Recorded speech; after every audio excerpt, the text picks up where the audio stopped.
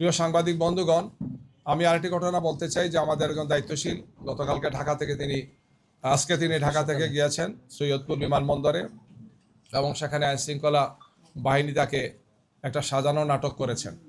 তিনি তার বক্তব্য স্পষ্ট করেছেন যে আমার ব্যবসায়ের জন্য আমি আসা যাওয়া করি, ব্যাংক বন্ধ, আমাকে কিছু লেনদেন করতে হয়, এই জন্য তার সাথে কিছু নগদ টাকা ছিল, যেটি খুবই স্বাভাবিক। একজন মানুষ ব্যবসা করতে পারেন, তার পরিবারের প্রয়োজনে বা অন্য প্রয়োজনে তিনি এটা ক্যারি করতে পারেন।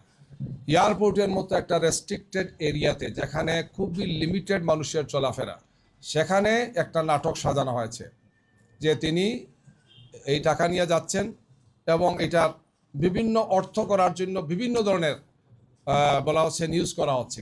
ইতিমধ্যে তিনি একজন বয়স্ক লোক, একজন দায়িত্বশীল ব্যক্তি আমাদের, তিনি অসুস্থ হয়ে পড়েছেন মেন্টালি এই টর্চারের কারণে। তিনি এই মুহূর্তে হাসপাতালে আছেন, রংপুর হাসপাতালে তাকে নেওয়া হচ্ছে।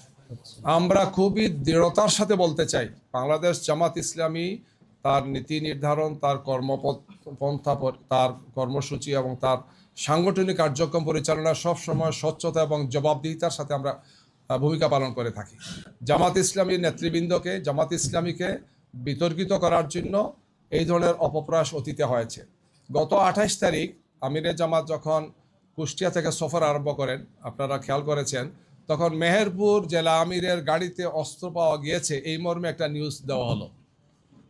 পরে দেখা গেল 1 ঘন্টার মাথায় সেটা হচ্ছে বাঁশ ছিল, লাঠি ছিল, অথবা এই ধরনের ছিল যেগুলা কাজের জন্য নেওয়া হচ্ছে, অর্থাৎ সেখানে স্টেজের কাজের জন্য নেওয়া হচ্ছে, শাবল নেওয়া হচ্ছে, কুদাল নেওয়া হচ্ছে।